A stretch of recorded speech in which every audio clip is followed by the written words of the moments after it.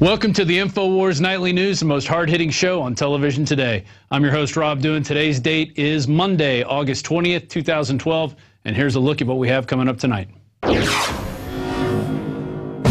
Tonight, DHS documents show that Big Sis is spying on Infowars. Federal agency tracked Infowars stories and user comments.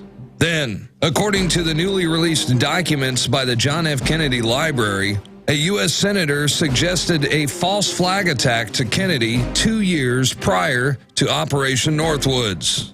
Plus, the FBI ramps up its propaganda campaign by declaring extremists who oppose the government are a domestic terror threat and a danger to law enforcement.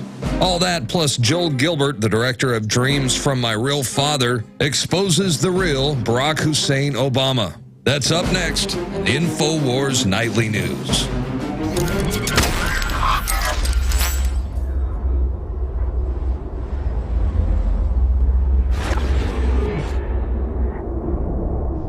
Do you remember last week when we were talking about George Soros and taking his investments and basically cashing out of the stock market for the most part and buying into gold? Well, now we're going to show you another globalist minion, or I guess globalist leader out there, Lord Jacob Rothschild. And here's that. This is Paul Joseph Watson at Infowars.com. Lord Rothschild betting on euro collapse. Banking titan places $200 million short against single currency.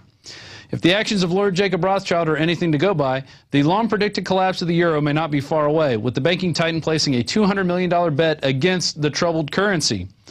Lord Rothschild, an elder member of the dynastic Rothschild banking family, has taken the position against the euro through RIT Capital Partners, the £1.9 billion investment trust, which he is executive chairman of, and that's out of CNBC. So what does this tell you? The big guys are getting out. They've ridden the bubble up. They're getting out before the bubble bursts. They're going to wait for it to crash, and then they will get back in when it's down low after everybody else has lost everything, and then they'll go around buying up everything for pennies on the dollar. That's how the scam works. And you're not part of it.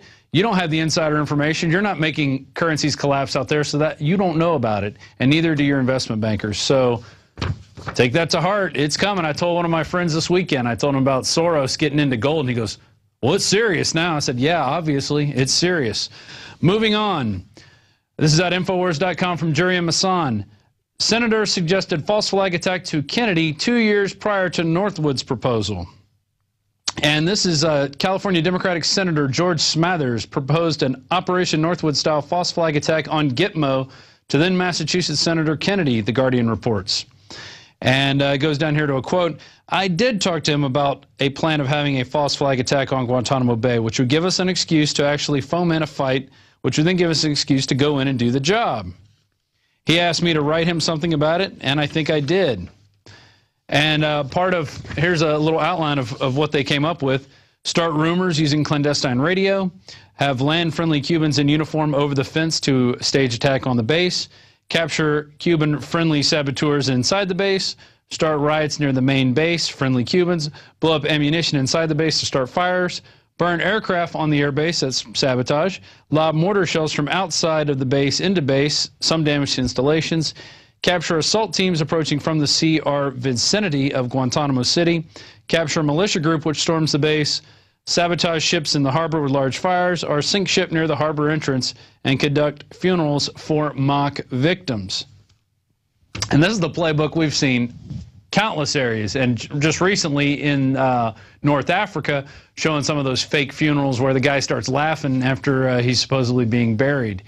And what does this tell you? It tells you that false flag attack is part of the modus operandi of the United States government. And it's on all branches. It just happens to be there's certain peoples who conduct into it, and those rogue groups are out there, and they do things like this. It's not out of the ordinary. In fact, it is par for the course. So remember that next time there's another stage shooting. Moving on to another stage event, which I railed upon last week, and I'm going to continue railing on it until the Mail Online stops posting that picture. Exclusive. Out of the Mail Online, Obama canceled mission to kill bin Laden 3 times after getting cold feet until Hillary stepped in, claims explosive new book. And the new book is titled Leading from Behind. which you can take what you will from that. It's got a lot of different connotations to it, especially there's rumors out there of, our president crossing the fence several times or playing on both sides of the team. Anyway, Barack Obama canceled 3 operations to kill Osama bin Laden before finally going ahead with the mission at the assistance of Hillary Clinton, according to the new book. The explosive allegations contained an expose by journalist Richard Mintier, who argued that the White House's carefully crafted narrative of Obama as a decisive leader who dispatched the al-Qaeda leader despite the doubts of advisors is a myth. And then Politico came out with another piece. We're going to go to the overhead camera on this. White House, fabrication that Obama called off bin Laden raid. And so they're basically disputing these facts. So this is what you get when nobody's telling the truth. You get this muddying of waters. And then let's go back to the bin Laden raid a little bit. Special Ops Commander says book on SEAL raid that killed bin Laden is a lie. So this was last year. This is in November of last year. You had all these different special ops guys coming out saying their version of the tale was right, and then people were disputing that. And so you also had the staged White House photo, which I'm going to go to, which they keep including in this Mail Online article right here. Staged photo. They were not watching the raid at the time because Panetta came out and said they had 20 minutes of footage where they could not see any video, or 20-minute time span where they could not see any video.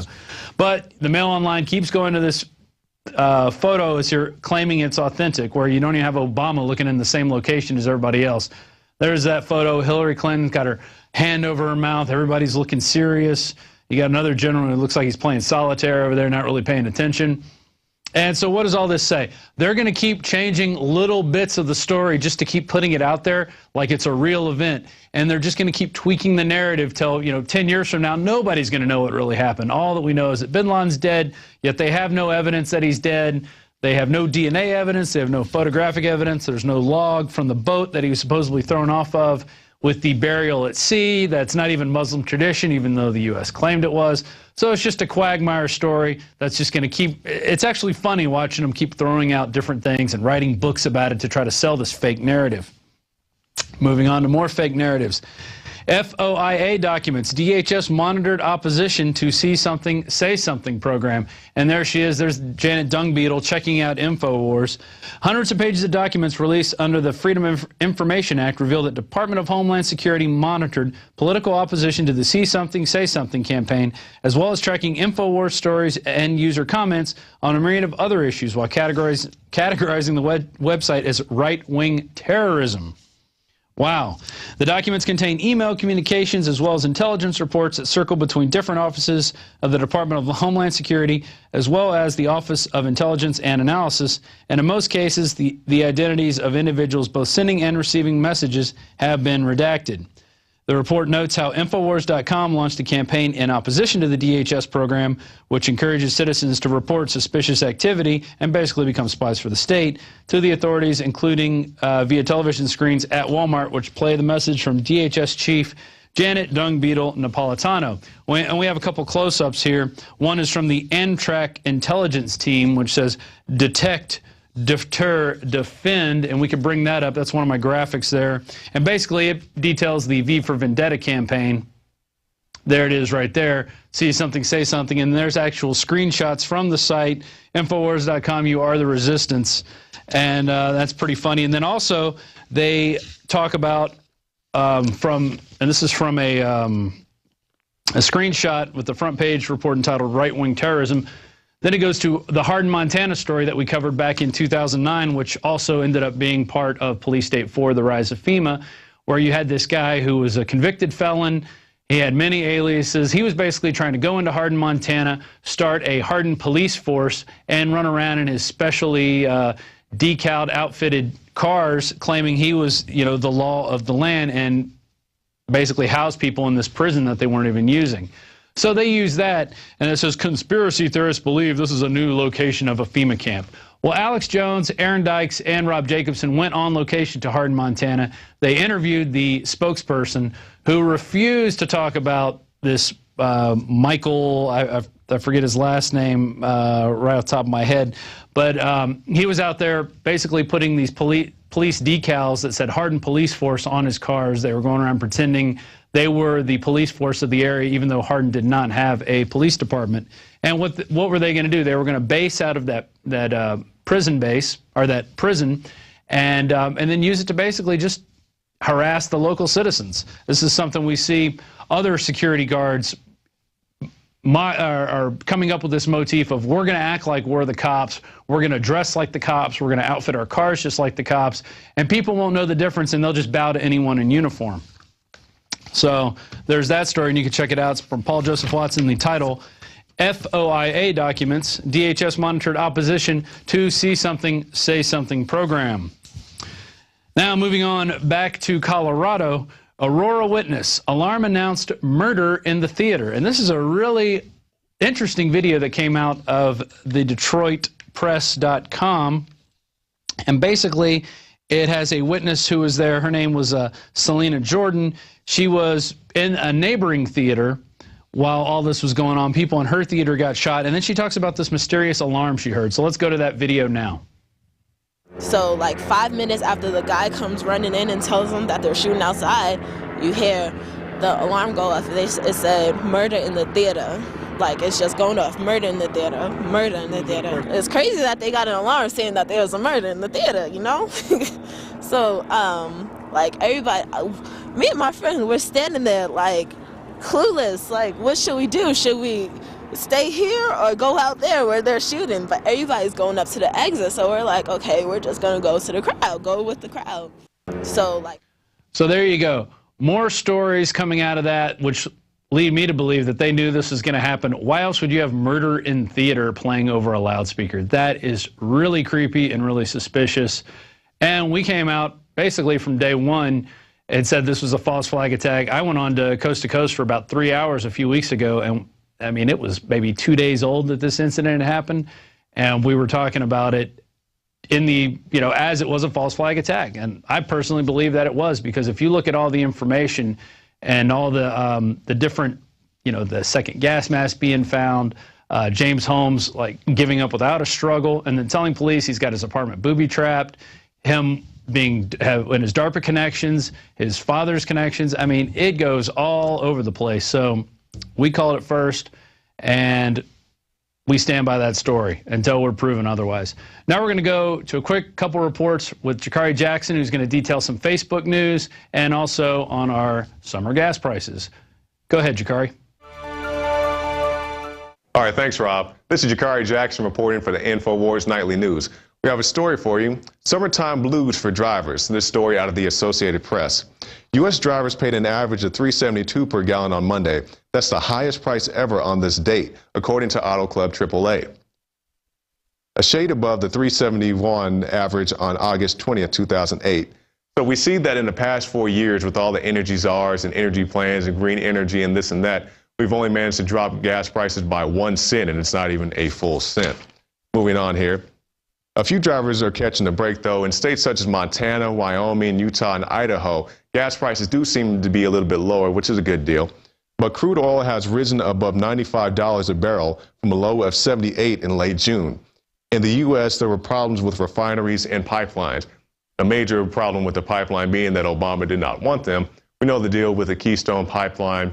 Obama came to Oklahoma and commissioned or, allowed us to have the pipeline that goes from Cushing to Oklahoma to the Gulf, which, is construction down there, the southern leg of it. But the, northern parts above Oklahoma are largely uncommissioned or inactive.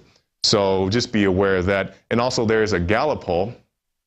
We'll take a look at that. Americans favor the Keystone Pipeline. We see that 57% of Americans actually favor the pipeline. And we even look at Democrats, Obama's own party, we see 44% favor the pipeline, 38% do not favor the pipeline, and about 19% are unsure. So we'll keep you up to date if anything new develops with that. Also, we'll go to our next story here. Facebook stock rebounds after dropping below $19. This story is out of the Associated Press as well. Facebook's beleaguered stock got an afternoon boost after hitting its lowest level ever earlier in the day. Facebook Inc. hit a new low of $18.75 before bouncing back to $19.86 in the afternoon trading Monday. The stock has not surpassed its $38 IPO since the first day of trading. Now, if you're going to invest in the stock, I would definitely suggest that you look into it first. And if you did, you would see that many of the investors, some of the largest investors, some of the earliest investors, dropped the stock before it went public. And you'd ask, why would people so heavily invested in Facebook get out before it went public? So to that question, we have a special report from Aaron Dykes, which he actually did early in the year, but still rings true. We had a great forecast from Aaron Dykes, and we'll throw it to that now. So the initial public offering can be a double-edged sword, and we're going to see what happens in the case of Facebook. But is it a scam? The question has at least been raised by one University of Oxford professor named Tim Jenkinson. He says the basic question you have to ask is, do you want to buy a company where all the insiders are headed for the door?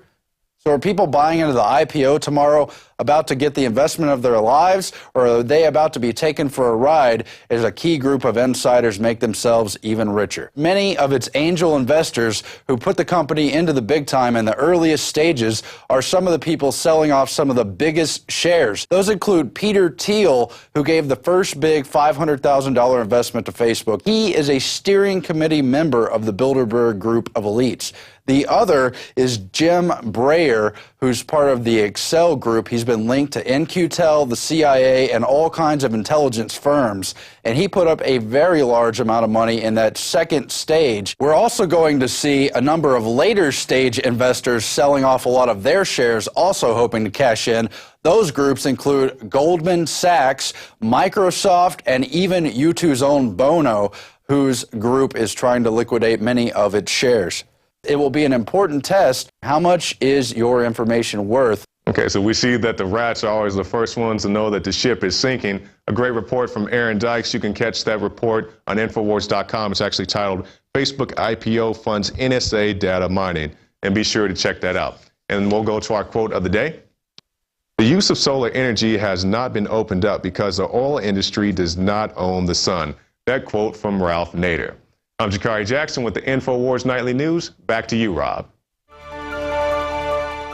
Thanks, Jakari. We now turn to Alex Jones, who's here in studio with us for some breaking news on the ADL's attack of basically him and Infowars.com. Alex, what have you got to say about this? It's a really disgusting report and, quite frankly, frightening, because this is one of the most sinister organizations here in the United States. It's basically a mafia organization and a foreign lobbying arm trying to overthrow free speech and basic liberty in this country, and to be the apple of their eye, I will assure you, is not fun. And I'm talking about the Anti-Defamation League. Kurt Nemo this morning had an article titled, "Government and Media Turn Accused Cop Killers into Constitutional Sovereign Citizens." And there was a foggy event that happened late last week where 2 police officers were killed in Louisiana.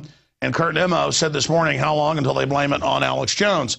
Well, little did Kurt know that the ADL had come out this morning and had already put my name in there out of the 7 people that have been arrested in Louisiana. They immediately go and dig through the computers, and because the ADL has gotten in a position since 1913, when the Federal Reserve took over, of brainwashing our police and giving them information.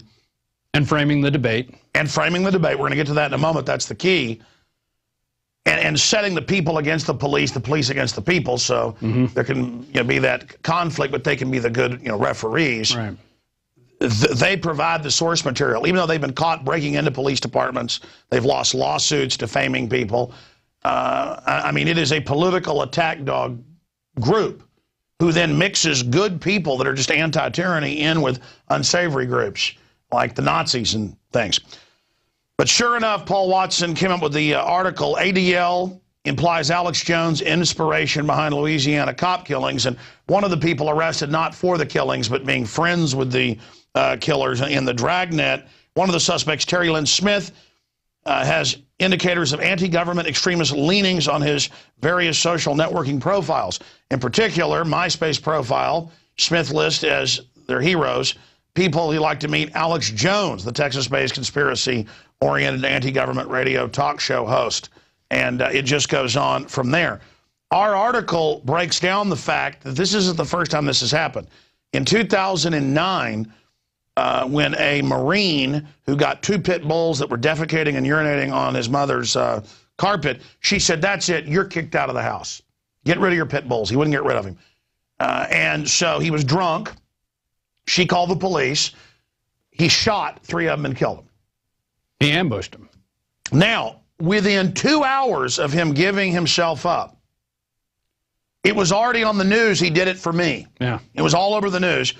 And the Southern Poverty Law Center later had to retract, and so did 5 newspapers. And the local paper that was affiliated with the ADL and Southern Poverty Law Center, the writer that kind of writes that kind of ADL, Southern Poverty Law Center beat, extremism beat, had to retract the fact, just because we went and found the guy's handle and found out he's like, we're going to get you, Jones. You're not for violence. He was attacking. And like, you don't hate blacks and, Jews or whatever. So we're going to come after you and all this stuff. So we pointed that out on all these profiles and on the white supremacist sites, and they had to back off because their lawyers, said, oh, yeah, he can really get you. So here's what freaks me out. Within hours of this stuff happening then, and now within days of this coming out, the police are giving the ADL, I guess, info, about this guy so they can go out and forage around. Anybody could go add stuff to these profiles too. Right. I mean, who knows if any of this is even true? In the article I saw, they didn't provide links to the proof of this. So my question is, why? Why? And I want your take on this. I'm going to go through these other points here. Why am I the first person that, or this organization, who people know is not liked by white supremacists and people because I don't make it a racial issue. Right. I mean, I want all children to have a future. I'm against aborting little black babies. Yeah. That the left promotes, hey, they're ugly, let's get rid of them. Well, I don't think they're ugly. But I'm not some bleeding heart fake who uses race as a weapon to beat people over the head. That's why they're scared. But I mean, give me your take on that before I get into the other points. Well, that, and I think the Alex Jones star is rising. I mean, it's bigger than it's ever been. Well, it's not. I'm trying to gather reporters. It's about info. It is about the info, but you are the tip of the spear. You're out there. You're the one out on the radio 3 hours a day. You're on XM. You're on AM and FMs everywhere. It's growing. More people are listening. I look at the numbers on the YouTube videos. Every day they get more and more, where we used to get like 5,000 or 6,000 a day or maybe 10,000 a day. Now we're up to 15, 20, 30,000 a day on just regular nightly news videos. And our big videos get millions. And then other channels picking our stuff up are getting more views than we are, proving that they've got some type of restrictor plate on us. Right. The point is, tens of millions a week now. Exactly. And that's just one platform. Yeah. And that's what scares them. And every time they come out and say something, we prove them wrong. We show them where their lies are. And this is going to come out. This is something that... I want to challenge people to even go to the Wikipedia page on the ADL, because it is balanced. And it gives to mainline sources, not even alternative media, the whole history of the ADL. There is a Jewish mafia, just like there's an Italian mafia or a Irish mafia or a German mafia. We all know about Bugsy Siegel and the rest of it, Meyer Lansky. And they were getting in a lot of trouble in 1913. And so they went and created the ADL. And the ADL has been caught breaking in police departments, but in San Francisco, other areas. They've been caught saying people are anti-Semitic in business deals just as a weapon, and they've lost in court. I mean, the issue is that the ADL is completely out of control.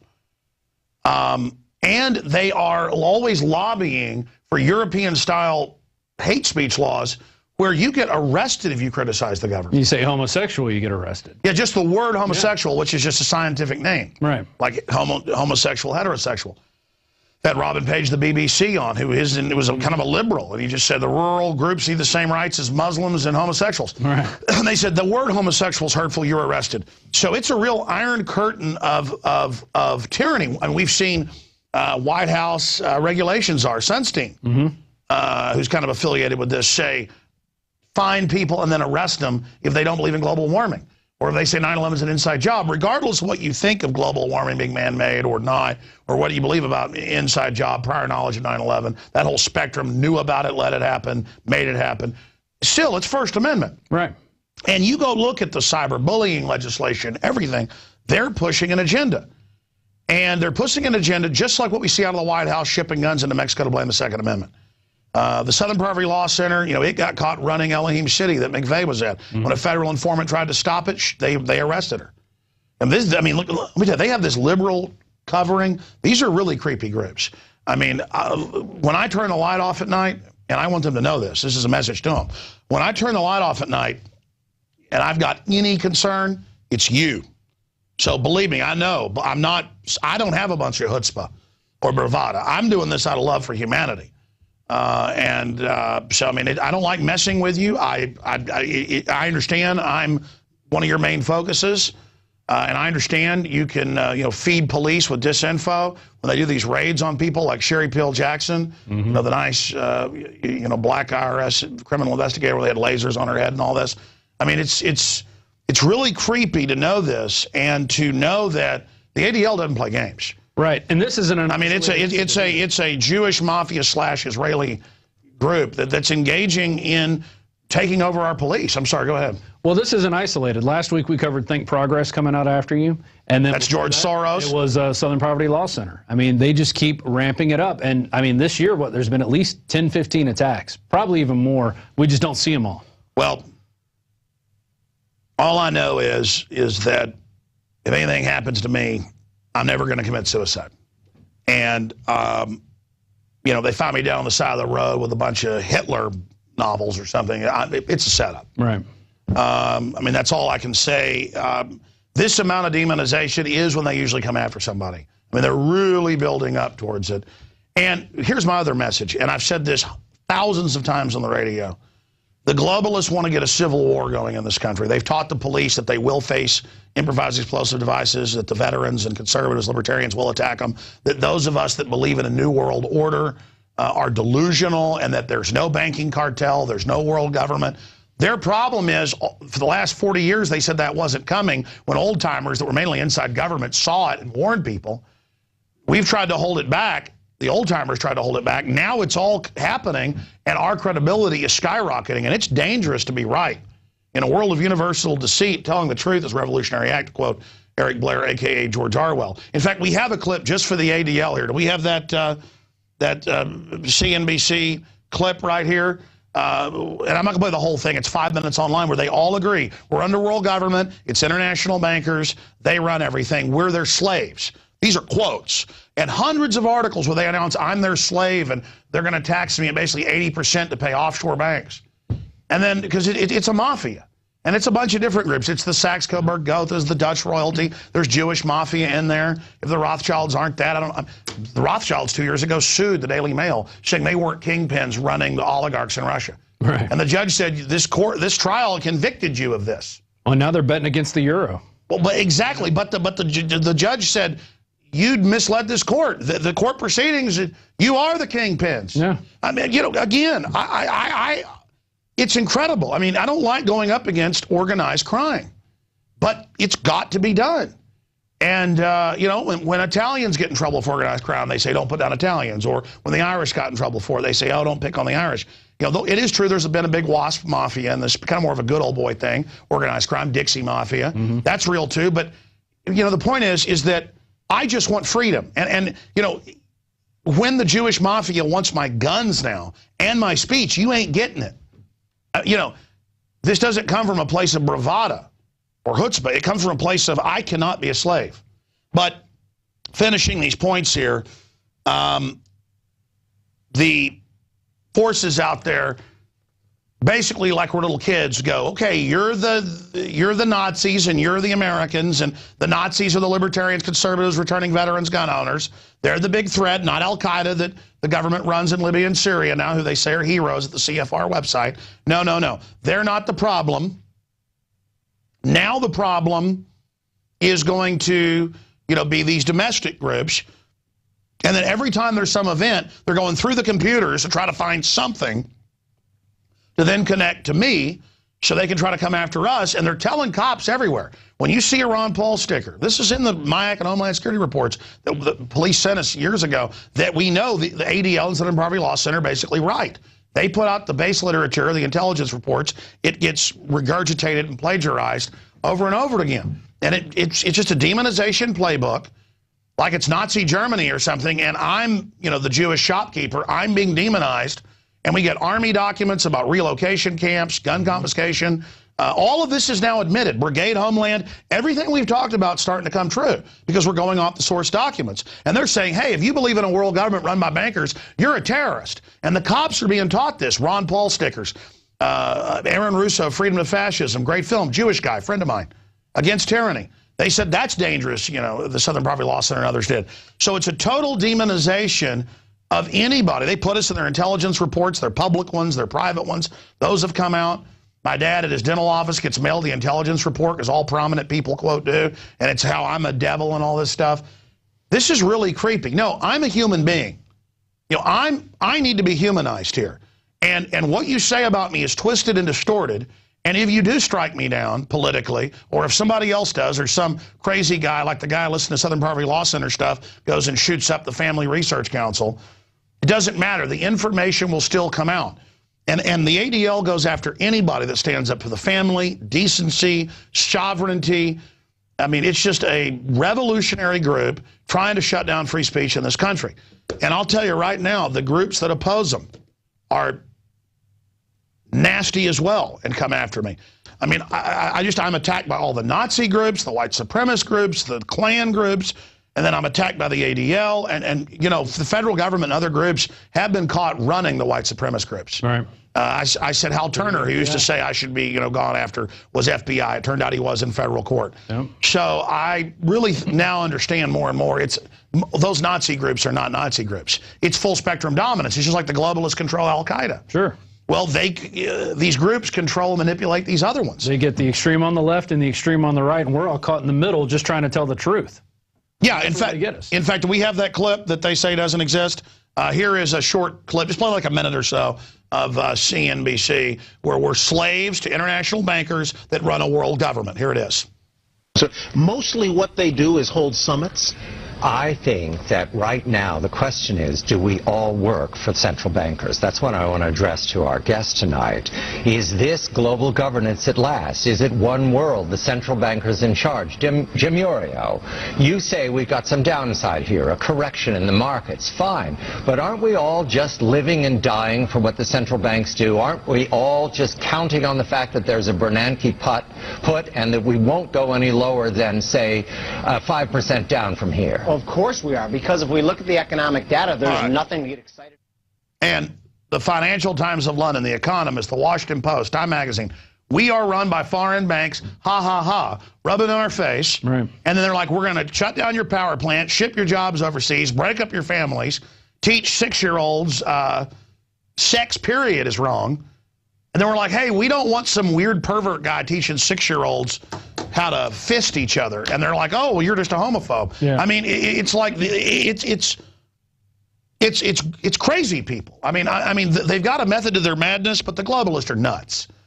And they're declaring war on anything they don't control. It's a corporate takeover. And I've had enough. So in closing, I don't want to even be in these mindless fights with people. I mean, you make fun of us because we say sodium fluoride's brain damaging people, 7-fold increase in cancer in people that drink it. That's Harvard studies, just out. Of course, we've known since the 20s. That's why they put it in the water. We know they're chemtrailing us. That's declassified. I mean, our cancer rates are up 3,000%. Pediatric cancers are over 10,000%. Autism, 1 in 25,000. Now it's 1 in 58. I mean, we're dying here. We're under eugenics. Hitler was a spinoff of that. So the Nazis are all mad that I don't like Hitler when he was just a creation of what the globalists made. All this race stuff is nothing but divide and conquer. And the ADL is just another set piece in all of that. But to the Southern Poverty Law Center and the ADL and all the rest of those type groups, I'm tired of what you're doing. And what you're doing is wrong. And you're bringing, bad mojo, whatever you want to call it, on yourself and your families. And I don't mean I'm threatening you. God, the universe, does not like what you're doing. And if you wonder why you're so miserable and why you're so unhappy, it's because you serve evil. You serve evil. And people that mindlessly serve a lot of these other groups. I'm not here to judge you, but I'm here to tell you your works are evil. Your fruits are evil. What you do is evil. And all these groups come after me because they know I'm genuine. My phones are tapped. The government knows I'm real. They try to tell you I'm not real, as Cass Sunstein said, to create cognitive dissonance. Fine, I'm bad. You out there know you're good, so stand up, speak out. And they're afraid of us coming together, different religions, races, colors, creeds, against tyranny, against the foreign banking complex that is incredibly racist. You know, people say, are the Rothschilds at the top of the pyramid? Yeah, but they've joined with the Gothas, the Saxe-Coburgs. It's racist and hateful towards everybody.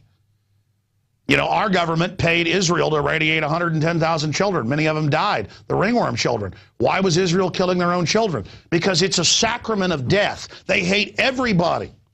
You need to understand that. This is a death cult. This is a group of evil people showing off to each other about how far they'll go. And I'm not even talking about the ADL at that point. I'm talking about the groups above it. And you look at somebody like Abe Foxman, I mean, he just pure ego, arrogant, kind of childlike when you watch him. I mean, I don't hate Abe Foxman. I feel sorry for him. I feel sorry for him because it's a life that is basically a joke.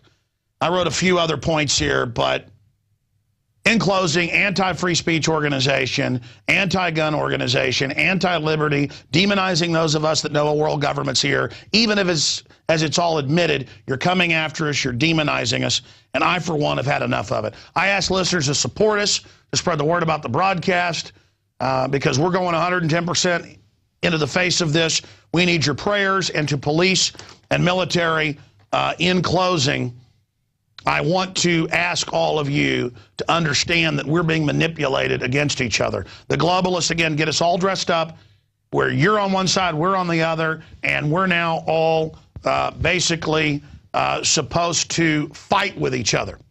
We're all supposed to now go out and have a civil war with each other. This ideology of demonizing returning veterans, gun owners, conservatives, libertarians, and patriots is going to massively, massively cause conflict and crisis, because the cops are going to look at patriots as potentially violent.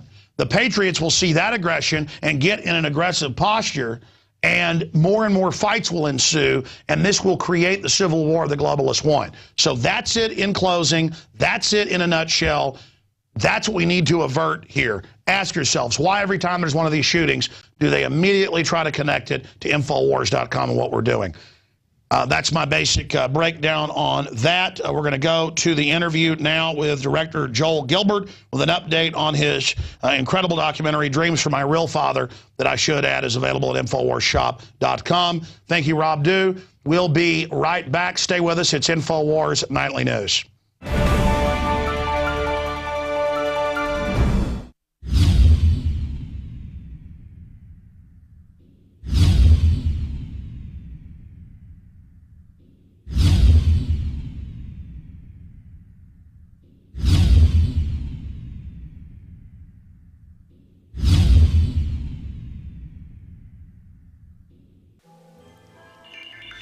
Alex Jones here with a message that could revolutionize health in this country. Going back about a year and a half ago, I began to learn about the incredible health effects of longevity products. Aaron Dykes lost 92 pounds. We're going to show you some before and afters. Aaron, break down what happened, your story. I've worked really hard with diet and exercise to try to lose weight, but I just didn't get the results. It just didn't happen. Then I saw what you were doing with InfoWarsTeam.com. I wasn't even trying to lose weight, but I got it because I wanted to feel better energy. I wanted that nutrition. Didn't even understand how that could kickstart my own weight loss goals. But the products did that for me. I found myself suddenly losing weight, more energetic, wanting to exercise, wanting to eat the right foods. And they don't even advertise it as weight loss. I want to challenge our radio listeners to go to InfoWarsTeam.com. Sign up as a distributor and get wholesale pricing discounts at InfoWarsTeam.com.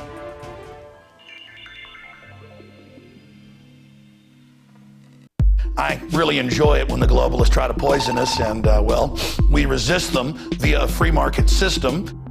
Hello, my fellow Info Warriors. Alex Jones here, introducing you to the ProPure family of gravity-fed filters. Now, you know that the globalists are filling our water with radioactive isotopes, fluoride, lead, mercury, arsenic. And one of the few systems that can efficiently and economically remove or reduce down to non-detectable levels these poisons are gravity-fed filters. And ProPure is the top of the line. Their filters are impregnated with silver, a natural antibiotic. On top of that, they're bigger, so they filter faster. You don't have to prime these the first time you use them. It's amazing. Go to Infowars.com and click on the shopping cart link to see the entire family of these babies. Now, the fluoride they add to our water is so tiny that most filters can't cut it out. But ProPure has their system that will, again, reduce it to non-detectable levels, almost get all of it out of there. That's also available. And if you look at the different systems they offer, the ProPure Big Brush Finish is on a stand, so it's easier on a table or at your restaurant or wherever you have it to go up with a glass or a mug and fill it up. Then there's this big baby right here, the ProPure King large version. Got a lot of different options that come with it. Also, they have the ProPure Big, probably one of the best values out there. And of course, it's burnished stainless steel. And then what I use on my RV, something that's great for your hunting cabin or the back porch, is the ProPure Traveler. Small and portable, but packs a huge punch, cleans out all that garbage. They also have a glass sight spigot, so you don't have to take the top off and look in the bottom area to see how much water. You can see how fast it's filtering with this optional system. The globalists obviously are hitting us through our water. It's time to take control of our lives. It's time to not give our children and families these poisons, and these systems cut it down to non-detectable levels across the board. ProPure is the name. I only promote what I believe in. And I use ProPure in my home and my office. And I recommend that you check out the information on ProPure at Infowars.com. We already have the lowest price at Infowars.com on the ProPure Gravity Filter System. But when you add in the 10% off when InfoWarriors use the product code WATER at Infowars.com, nobody can top it. So again, it's a win-win-win. Stop drinking the poison water. Checkmate the globalists when it comes to your health, and support Infowars.com and the work we're doing here. You know, many revolutionaries rob banks and things and kidnap people for funds. We promote in the free market the products we use that are about preparedness. That's how we fund this revolution against the New World Order in our move to restore our constitutional republic and a spirit of 1776 worldwide. Check it out at Infowars.com. ProPure, top of the line, #1, most powerful and effective and economical gravity-fed water system in the world. ProPure, available, discounted at Infowars.com. Don't forget product code WATER to save 10%. It's the latest generation, years in development. ProPure is the name. And welcome back to the Infowars Nightly News. I'm your host, Rob Dew, and we are now joined by the director of this film, Dreams from My Real Father, which goes through not really the birth certificate issue, but the fact that we don't even know who Obama's father is, or who his real father is, but Joel Gilbert makes some really amazing claims in here that his father is Frank Marshall Davis, the renowned communist writer. So we now welcome to the show, Joel Gilbert. Joel, how you doing today? Hey, thanks for having me tonight. Well, you contacted me last week saying you guys are going to have some big breaking news coming up, and it's on your website now, which is obamasrealfather.com. And why don't you go through that? It's going to premiere on WorldNet Daily in a couple hours. Why don't you just take us through that? Sure. Well, in addition to the film came out a few months ago, we've been shipping it, and it's been on Amazon official release since July 24. But my investigation has continued, and I've received a lot of additional information. The premise of the film, of course, is documenting, presenting evidence that the Kenyan father that Barack Obama sold himself to America on this idea that he was the multicultural ideal because his father was a goat herder from Kenya, and therefore he would bring people together. We've proven this in the film, Dreams from My Real Father, to be false. The evidence shows that Obama has a deeply disturbing family background, that his real father was Frank Marshall Davis, the Communist Party USA propagandist and former Soviet agent who raised and indoctrinated Obama by his own admission from age 9 to 18. and the Kenyan was simply a sham marriage to cover this up.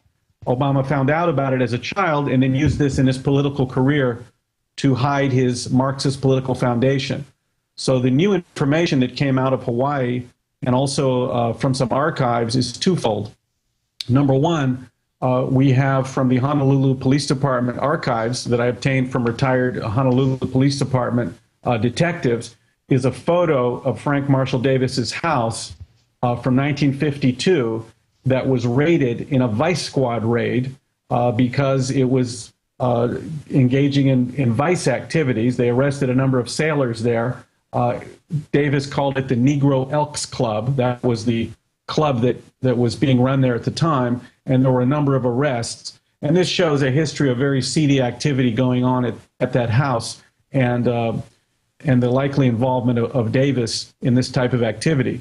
Next, we have new letters written by Davis in his own handwriting that emerged from archives regarding the book called Sex Rebel Black. He wrote a book widely acknowledged under a pseudonym of Bob Green, detailing 30 years of nefarious activities in Hawaii, numerous affairs with underage children under the age of 17, 18. Now, in that book, of course, there's 5 or 6 pages detailing an affair with a girl named Anne. Goes into great detail, and we think, and I've always thought that this was probably Ann Dunham, Obama's mother, and this helped to chronicle the intimate relationship between Obama's mother and Davis. In addition to that, we have a number of photos that Davis took of Ann Dunham that came out in men's magazines, and some of those are in the film, and a lot of them are on the website as well. She took these Betty Page type of photos. So we have evidence of the intimate relationship between Davis and Obama's mother. And then, of course, from age 9 to 18, we have Davis playing a major role in Obama's life, helping to raise him. We think those were all parental visits, and that obviously Obama was indoctrinated into this Marxist ideology, and that's how he showed up at age 18 at Occidental College, admittedly as a committed revolutionary Marxist. But in the new letters that just came out, Davis admits in his own handwriting that, number one, he was the author of Sex Rebel Black. Number two, he says it's a completely autobiographical and all nonfiction. So this is confirmed in his own handwriting, because some of Obama's supporters have tried to maintain that this book was somehow fictional. But now we have Davis actually confirming in his own handwriting that it is an autobiography, and that lends further support to the idea that the girl described as Anne is likely Ann Dunham, and we have all the photos as well to back that up. And he also mentions that she's the Anne from Seattle, correct? Is that correct? Is Anne from Seattle? He talks about the family from Seattle. It's just one more in the chain of evidence to show that there was very likely an intimate relationship between Davis and Obama's mother, and then the fact that Obama was raised by Davis from age 9 really helps put it all together. We know that Kenyon was not the real father. All of Obama's story from his book, Dreams from My Father, has been proven to be false. Obama claims that when he was 3 years old, that Kenyon went to Harvard, and that's what broke up the family of improbable love. And Obama, sold himself to America on this whole concept. In fact, his mother went to the University of Washington in Seattle 3 weeks after Obama was born, while the Kenyon remained in Hawaii. Now, the reason I always call him the Kenyon is because when people say Barack Obama Sr., I say that's not true. There was no Obama Sr. because there was no Obama Jr. They intentionally called Barack Obama II, which means another person. If it was Junior, that would be son of, and then we'd have a senior. Mm-hmm. So we have a Kenyan foreign exchange student that was agreed to this sham marriage to cover up this illicit affair, which everyone benefited from. Ann Dunham had a legitimate child. The Kenyan applied for a work permit and to extend his visa for a PhD. Now, if he was really the father, he would have just applied for a green card and citizenship if he was really wanted to be married to this woman. But he had, of course, a wife and 2 children in Kenya. And when he first applied for this extension of his visa, even the INS didn't think it was real. They questioned it. But he did get the temporary benefit. Frank Marshall Davis was able to hide this from his wife. He was married with 5 children. So it benefited everyone at the time. The evidence shows from Obama's own writing, he said that he found his birth certificate when he was 12 years old. So that indicates he obviously knew about this. And in his adult life, he tried very hard to cover up the existence and relationship to Davis, because once the biological connection is established, it would then make you look at the ideological connection, how Davis became Obama's ideological father and gave him a Marxist political foundation. So my film, Dreams from My Real Father, shows that Obama really has been pursuing the dreams from his real father, who is a Marxist ideologue and Soviet agent, rather than the dreams of a Kenyan goat herder. And that's how Obama misdirected everyone away from this very, very dark reality and this deeply disturbing family background, which would reveal his true plans for America. Well, and on top of that, if you look at the video, I mean, the first 15 minutes, it shows pictures of Davis, pictures of Obama. These guys look almost exactly alike. They have the same type of nose until Obama got his nose fixed. They have the same type of mannerisms, the same type of skull shape. They speak in the same type of cadence. So you could tell that that Obama definitely has connection to Frank Marshall Davis. And beyond that, the pictures you show of the lady that we think is his mother in the movie, she's on the same couch that Davis is later doing interviews on later. So there's definitely connections there that cannot be overlooked at this point. Yeah, I've been in the house. I've established all the connection between the mother and Davis, and it's clear that when Obama referred to Davis 22 times in his autobiography, Dreams from My Father, he refers to him, it's 2,500 words, over 3 continents, over 3 decades. He's always talking about Frank and how much Frank influenced him. And what's interesting is the audio book that came out only in 2005. Remember, Dreams from My Father, 1995. He's thinking of running for mayor of Chicago one day. 2005, he's running for Senate, probably thinking of running for president, and Obama himself is the voiceover narrator for the audio book of Dreams from My Father. And guess what? Frank Marshall Davis is completely wiped out. Frank is removed. Every single reference to Frank is gone. So this is a pattern of document forgery, document manipulation to remove Obama's connection to Frank Marshall Davis.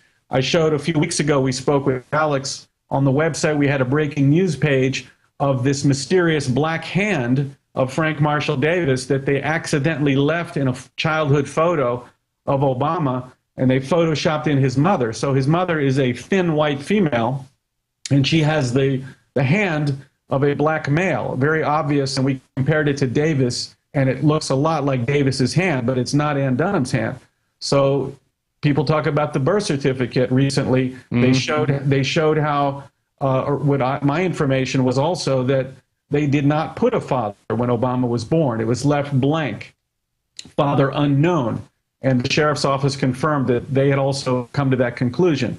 So Obama has engaged in a pattern of document forgery to hide his deep ideological and biological connection to Frank Marshall Davis, which the American people, were they given this knowledge, would have found Obama unacceptable. So this is the misdirection he's been engaged in for several years. And it's time for the media and everyone to demand that Obama come clean, tell what his political foundations are, tell the real story of his family background, not this false story that he's been promoting, and talk about his real agenda for America, which I believe is the deadly Marxist dreams of Frank Marshall Davis. Right. Yeah, you're not claiming this. All you're doing is taking Obama's words from his book, Dreams of My Real Father, where he mentions Frank all those number of times, covering over 2,500 pages of text. And he's mentioning this guy, how he's always getting advice from him, he's getting nurtured. So not only is he a biological father, as you claim, to a communist, he's also being mentored by this guy heavily.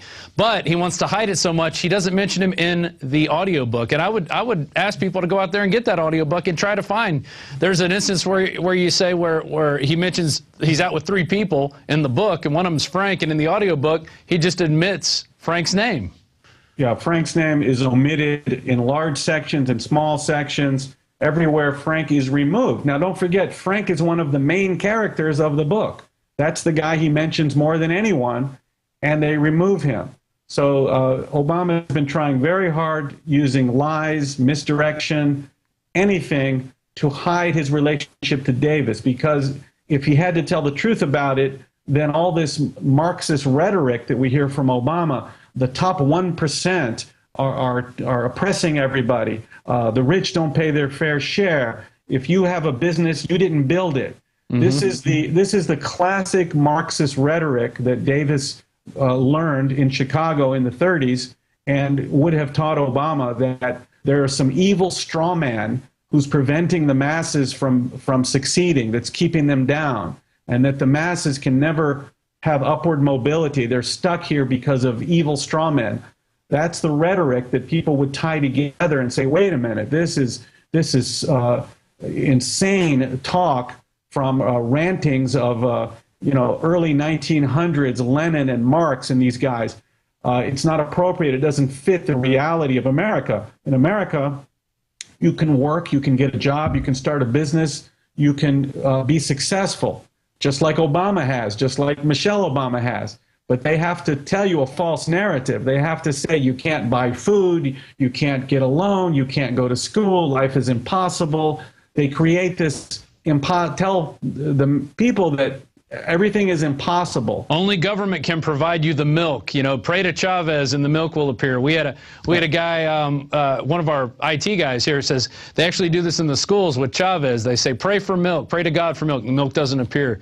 And they say pray to Chavez for milk. Suddenly the milk appears. And I can't think of one place that communism has worked for the little guy where it's supposedly it's going to always help the little guy. But I can't name one instance where it has helped the little guy. It only helps those elites way up in the top, and those business owners way up in the top who are oppressing people anyway, and they're never going to be working towards humanity as a common goal.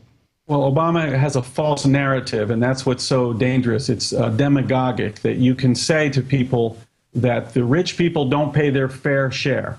Now, he knows this is not true because we have a progressive tax system. The upper income levels pay 35, 38, up to 40%, plus their property tax, everything else. Whereas the lower you go, you pay less and less or pay nothing. So when you promote your campaign on a lie, anyone can Google this and find out that the rich do pay more than their fair share. But it's demagoguery to go around saying such a thing. He also claims that wants to help middle-class families. But the reality is that socialist economies do not have a middle class. Right. The middle class is eliminated. It's destroyed because their employers are hounded and taxed out of business. The middle class's health care will be given away to poor and illegals, and the middle class retirement will evaporate into a bankrupt socialist state. And we'll be left with one lower class, as is the history of Marxism and socialism, one big lower impoverished class and political elites that control the wealth. And in between that, you have your brute class. You have the oppressors, you have the police arms, you have the Pol Pots that are sending out their minions to basically keep people working in the fields, maintain the slavery, go after anybody who might look intelligent. And that's what communism leads to. It leads to mass death and genocide in the end. Well, you don't have to look very far. You can look at the history of East and West Germany, North and South Korea, two very similar ethnically historic societies that were divided between free market and communism and Marxism. And the results are that in one society, it led to economic ruin and physical destruction of the people. In the other society, the free markets led to prosperity and wealth expansion. So this is not a new science that we have to figure out if the Marxist model is going to work in America. We know it's inappropriate. We know it doesn't work. We know it's disastrous. But my film, Dreams from My Father, unravels the whole Obama story because he has spent years misdirecting people that he's a uniter who's going to bring people together because his father was a goat herder, and therefore he's going to be this great savior.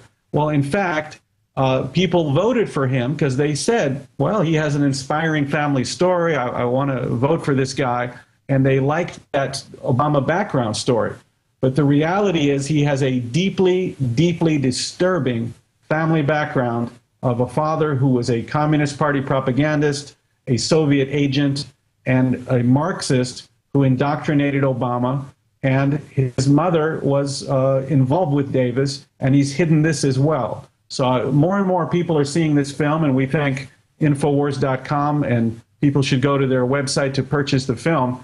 And please watch this, and you'll understand the whole history. Everybody says, finally, you put the pieces together, and we can understand that when Obama says fundamentally transforming America, he means eliminating the middle class and holding on to power for a Marxist elite. Right. Now let's go into some of the, I guess, the media blackout that has accompanied your film, because you would think people would want to go, hey, let's at least vet this information. Let's put it out there. Let's look at it, and let's make, some educated decisions for ourselves. But what we're seeing, total media blackout. I don't find your stuff anywhere except on WorldNet Daily, maybe a couple other conservative websites, Infowars.com. You were actually at the press club in D.C. giving a speech. How well did that go? I mean, you were telling people, look, you got a Pulitzer right here if you just put out this information. Exactly. I was at the National Press Club. I addressed the mainstream media. They were there, Washington Post, Newsweek. A lot of these guys were all there. And I reminded them of something called the journalist creed. Journalist creed is like the Hippocratic Oath for journalists. It says that journalists must be fair, they're trustees for the public, that there's a single standard of truth, that suppression of the news is indefensible. So I read them their own journalist creed, which was written on the wall in the lobby in bronze, and I explained that if all the doctors decided not to pay attention to the Hippocratic Oath, everybody would get sick. So I said that because they are not adhering to the journalist creed of honesty, that we're all becoming infected with Marxism, that they are suppressing the news and they've been defending Obama's false narrative. And it was inexcusable and indefensible that the public looks to the media to report the truth. And if they don't hear the truth, they assume that what Obama is telling them must be true. So this is why it's so important for the media to be an independent force, unafraid to tell the truth. Unfortunately, the media has become corrupt. They've become ideologically connected to the administration. Or they may just be somehow too embarrassed to admit how badly they didn't do their job before, and maybe it's too hard for them to admit. Whatever their motivation, it is indefensible, and I told them this at the National Press Club, and you can see my press conference as well on the obamasrealfather.com website. Right. And so what's going on in Ohio? You guys have basically bought a bunch of these copies that you're giving out to these swing states, Ohio being one of them. Tell us about your plan there where you're trying to get the movie into the hands of people before this election. Well, we did send out several 100,000 copies nationwide, including Ohio, to try to, as a really publicity measure, to try to get people on the street, on the ground, as Obama says, from the ground up, from the bottom up, to start talking about the film and calling their media and talking to the representatives about this shocking information. It should be the #1 Pulitzer Prize winning story of the young century, like Watergate. It's like, oh my God, this guy told us he was somebody else and we voted for him. So several 100,000 have gone out. We've sold many thousands, and we're hoping, obviously, to sell many more. In Infowars, you can buy the DVD. And we've gotten tremendous response, and typically when someone sees the film, they want to show it to someone else. So it is a shocking narrative that the First Amendment, where there's free speech and people can publish and talk about what they want, is being suppressed. we put out an ad. We wanted to put an ad in the, I'll show it to you for the, this is a newspaper full-page ad. I'm showing it to you there. Full-page ad for USA Today, Washington Post, or New York Times. All three refused to publish this advertisement. Wow. We had cash money in advance, you know, Obama deception unmasked, Obama's real father, and the whole advertisement. We're going to put this up on our website soon, but all three of these so-called bastions of American free press, the Washington Post that uncovered Watergate, the New York Times, USA Today, America's national newspaper, suppresses the truth, as does Newsmax, Newsmax.com. We paid for an advertising banner email campaign with Newsmax. They canceled it at the last second. We said, why'd you cancel it? They said, well, we don't want to be seen as conservative. We want to move to the center. We're trying to get the audience from the center.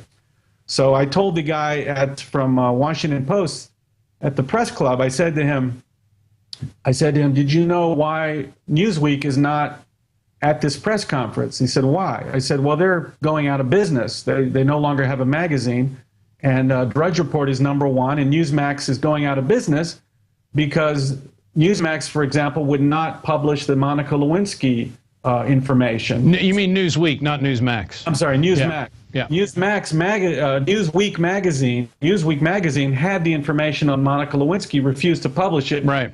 Drudge did publish it. Today, Drudge is #1. Newsweek is out of business.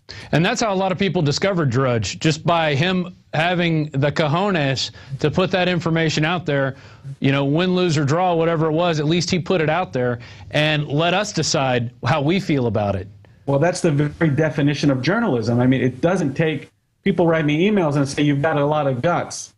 I said, it doesn't take much guts just to tell the truth. Yeah. To tell your information. Since when did telling the truth and reporting the news for people to look at and consider, since when did that become so difficult and so hard to do? Well, I can tell you that with, you know, USA Today, Washington Post, New York Times, Newsmax, they will not print this information. They won't allow it to be seen by the public. They're engaged in censorship rather than giving information. And I think all those publications are in trouble if they don't allow the news to reach the public. Well, there was a quote, and this is on a Time magazine, and it's a quote of a CIA director. I can't remember his name right offhand, but he said, anybody in the media of any significance is owned by the CIA. And that just says it right there, and they're protecting their boy, and they're never going to show this stuff. This is something that blows, because the birth certificate is something they could say, well, you know, we could poke holes at this and we could all play these word games and we'll never know the truth because they're never going to open up these records. But what you're uncovering now, it goes way beyond the birth certificate. It really digs into who this man is and who his ideological and biological father are. And it's an amazing film. I've seen it twice already, and each time I get more out of it because you catch those things that you didn't catch the first time, and it just, you know, it really blows me away. So what are you guys going to be doing in the future with Dreams from My Real Father? Well, we're starting to set up some screenings around the country. I'm continuing to talk about it on news and radio as much as possible every day. I'm continuing my investigation. I've got several lines of inquiry still going on that are being released as breaking news items on the website. And we're just going to keep telling the truth and letting people know that Obama should be voted for this time on his merits of who he really is, not on his false story of this Kenyan goat herder, and he's a guy that'll bring people together. It's a very different reality, and the gap between Obama's public narrative and the reality is very, very big. And the news media's job is to tell us the truth so that we know who he is. And I did this job for them. And anyone can see the film, and as I told them, the Pulitzer Prize can be yours. Yeah. You put it on a silver platter. I mean, it's a slam dunk if somebody publishes this on a mainstream media outlet, but I think they're definitely afraid to. There would be some hardcore tyranny raining down on whoever does publish this in the mainstream realm. But I got to hand it to you. It is a great film, and I think everybody needs to go to InfoWarsShop.com, get a copy, have your own screening, pass it out to people.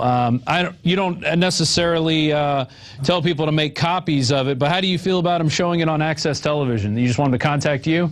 Yeah, they have to contact us for each market so we can coordinate it to get permission. We're also doing some screenings of our own around the country. We have people hosting screenings, so we coordinate everything from ObamasRealFather.com. Oh, okay, ObamasRealFather.com. And how big is this is getting? How big are the grassroots? How many people are coming to you saying we want to show this? I mean, in your estimation. We have several hundred requests. A lot of screening events are between 30 and 80 people, it seems like, with a couple around 100. Doing a public screening in a theater, we have a few people arranging those as we speak, but it seems to be a real grassroots thing of small groups of people that will watch it together and then order more DVDs and then go and do another group. It's just amazing the amount of people that are getting in on it because they know that the mainstream media will not report anything negative about Barack Obama. And that is just unjustifiable suppression of the news. And I thank you folks for having me on. Well, we surely appreciate you having you on. These are like little seeds, that you plant out there. Each one of these little DVDs, and that's the beautiful thing about a DVD. You can just scatter them to the winds. People will take a look at this and go, wait a minute. This guy, you just got to look at the cover. And you go, wow, Barack looks exactly like this other dude. He doesn't even look like Barack Obama the first. And, I mean, it really is an amazing film. So I'd encourage people to go out and get it. Joel, do you have anything else you want to add? Please stay tuned to our website and keep checking Infowars.com as well. We're going to have continuing developments and breaking news all the way through the end of the year. And I want to tell everybody how much I appreciate all their emails of support. And just let's keep the grassroots information network going because the mainstream media is nothing but a useless reality show. Totally agree. Joel Gilbert, thank you very much for coming on the show today. I'll tell you what, this is a seed right here. You plant this, it's going to grow. People are going to see it. People are going to wake up because, a lot of people were duped. A lot of people bought into the narrative, and the mainstream media was just so happy to run with that narrative of him being the son of a Kenyan goat herder. And we now know, I mean, you watch the film, it's all there. You see his mom in these provocative poses on a couch that Frank Marshall Davis is later giving interviews on. You get to see the writings of Frank Marshall Davis. I mean, this man is scary. He wants to take all the money from the middle class and give it basically to the elites while everybody else lives in squalor. That to him is a perfect system because he would be one of the guys, from being a general in this, he would be one of the guys on the top. So he would like nothing more than to see the destruction of the United States as we know it. So get a copy. It's Dreams from My Real Father. It's on InfoWarsShop.com. We've got at least over 1,500 of these left in stock. I just checked with the guys today. So get your copy now. Get it out there. Let's make some change happen for the better in our own political paradigm here. And we got it on sale for $14.95. I don't know what more else to say. This is a seed, and it needs to be planted. So plant it in your DVD. Have some viewing parties. Let's start waking some people up, especially your Democratic friends who try to believe they're good-hearted. They really want to believe that, our first black president's a good guy. But unfortunately, we were sold a bunch of lies. So with that, we're going to sign off for tonight. We'll be back tomorrow. Alex promises he'll be doing the show 3 days this week. So we'll have at least Tuesday, Wednesday, Thursday, Alex Jones in studio taking over the reins for the InfoWars Nightly News. And with that, I'm Rob Dew, your host for tonight, and we'll see you next time.